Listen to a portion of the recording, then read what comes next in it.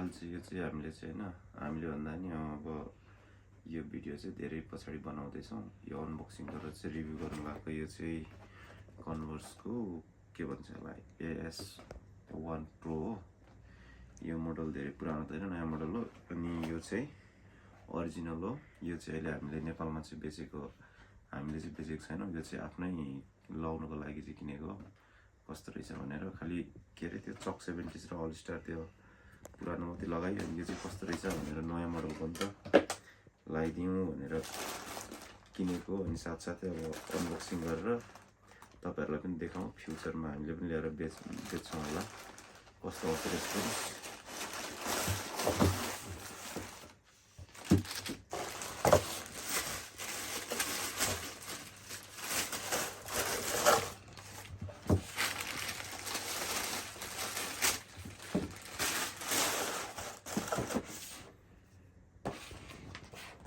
यसको चाहिँ कलर चाहिँ यो अब के भन्ने यसलाई ग्रे नै भनौँ न। टक्क हेर्दाखेरि चाहिँ यो चाहिँ मलाई चाहिँ कस्तो लाग्छ भनेदेखि यो के भन्छ एसपी डङ्क जस्तै छ सोल चाहिँ, त्यस्तो लाग्छ मलाई। मोडल पनि अलमोस्ट त्यस्तै सिमिलर छ, तर यसको चाहिँ हल्का यो चाहिँ अलिकति स्लिम खालको लाग्यो। यो चाहिँ खासमा चाहिँ स्केटबोर्डको लागि हो। स्केटबोर्ड प्रोफेसनलहरूले लाउने हो। अब हामीले चाहिँ यतिकै फेसनको लागि। अनि यो चाहिँ ओरिजिनल हो। यहाँनिर फुड पेट्रोलबाट लिएको हो, के भन्छ लन्डनबाट अनलाइन मगाएको हो। अनि यसको साइजहरू यहाँ छ। साइज चाहिँ 7.5 कि 8 कति हो। साइज 7.5 UK अनि Euro 42 हो। अनि यो चाहिँ मेड इन भियतनाम। अनि यो चाहिँ सुज भइहाल्दो रहेछ मोडल वरिपरि यसरी हेर्दाखेरि जस्तो छ टक्कै होइन। सोल पनि पुरै सिलाएको छ यो। अनि यो पुरै लेदर हो यिनीहरू सबै हेर्न सक्नुहुन्छ लेदरहरू। अनि यसको लेस पनि डबल छ, दुईटा छ लेस। अनि यो लेसमा चाहिँ के हुँदो रहेछ के हुन्छ भनेदेखि ओरिजिनलमा यहाँनिर पनि कन्भर्सको कन्स भनेको छ क्या लोगो, जुन चाहिँ यता पछाडि पनि छ है। यो चाहिँ लेसको यसमा पनि हुन्छ क्या यो लोगो यहाँनिर मजाले हेर्नु भने देख्नुहुन्छ। यसमा भन्दा पनि अर्को ग्रिन एन्ड वाइट हुन्छ, त्यसमा चाहिँ मजाले देखिन्छ। अनि यसमा चाहिँ मोडल चाहिँ यसको AS1 Pro अरे फेरि। अनि यहाँ यस्तो डट भइहाल्छ यसको। अनि खासमा यो चाहिँ यो एलेक्सिस के भन्ने एकजना स्केटबोर्ड प्रोफेसनलले गरेको हो।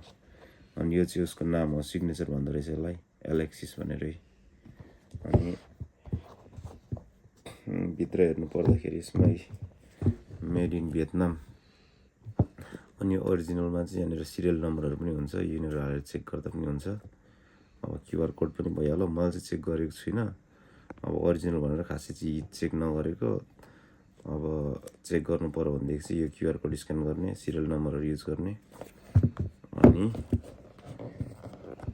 अर्को यसको लेस चाहिँ यो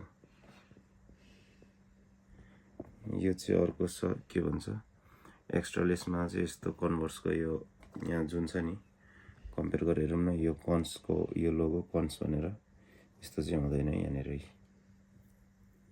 यहाँ चाहिँ जस्ट नर्मलवाला हो। यो चाहिँ यसको सेटकै हो क्या लेस चाहिँ। अनि अब देखाउँछु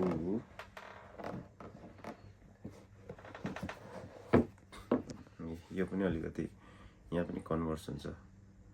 अर्को पहिला हामीले पनि बेच्नु चाहिँ अब कन्भर्सकै फर्स्ट कपीहरू बेचेको नि त। त्यसमा चाहिँ यस्तो हुँदैन यो कन्भर्सको। त्यसमा चाहिँ यहाँ चाहिँ लेखेको हुन्छ कन्भर्सको ब्रान्डिङ, तर यहाँनिर चाहिँ हुँदैन त्यसमा चाहिँ जुन चाहिँ यसमा छ। अनि यसको पनि क्वालिटी, यो इन्सोलको क्वालिटी पनि हेर्नु न, स्लाइटली डिफ्रेन्ट छैन त पहिलाकोमा भन्दा।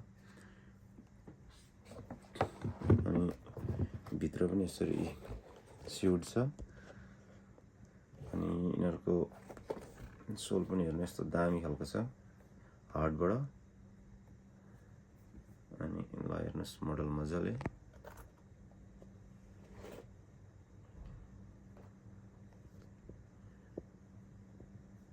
कस्तो लाग्यो त ठिक छ नि, मलाई चाहिँ ठिकै लाग्यो। तर अलिकति खुट्टा अलिकति फ्ल्याट खालको खुट्टा हुन्छ नि, मेरो चाहिँ खुट्टा फ्ल्याट छ होइन।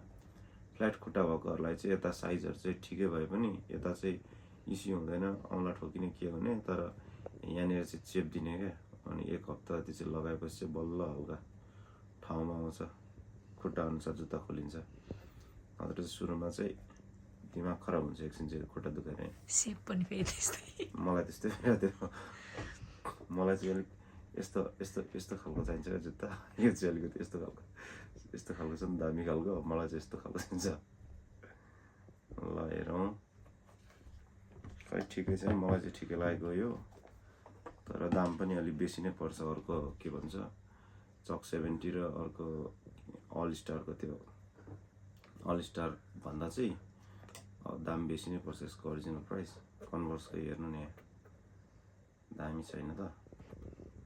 कलर चाहिँ यो भन्दा अझै व्हाइटमा चाहिँ दामी हुन्छ, एसबी डङ जस्तो लाग्छ मलाई त। यो चाहिँ मैले गिफ्ट पाएको खासमा, त्यही भएर गिफ्ट पाएको, त्यही भएर कलर सलरमा कम्प्लेन गर्ने कुरो भएन। ठिकै लाग्यो ओभरअलमा। अब तपाईँहरूलाई पनि मन पऱ्यो भनेदेखि हामी बिस्तारै हामी पनि बेच्छौँ ल्याएर।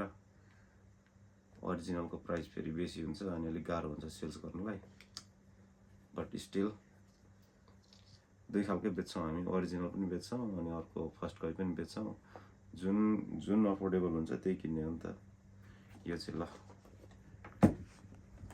अब यो भिडियोलाई चाहिँ यतिमै ऱ्यापअप गरिन्छ। खासमा चाहिँ यो अब के भन्छ के अरे तपाईँहरूले हेर्नुहुन्छ अनि यिनीहरूको कस्तो आउँछ फिडब्याक, त्यही अनुसार त हामीले पनि अब ल्याउने हो डिमान्ड, नत्र ल्याइएला सेल्स गर्नु गाह्रो भयो भने त फेरि डुबिन्छ त, पैसा डुब्छ त। त्यही भएर ल, धन्यवाद तपाईँहरूले भिडियो हेरिदिनु भयो, थ्याङ्क यू।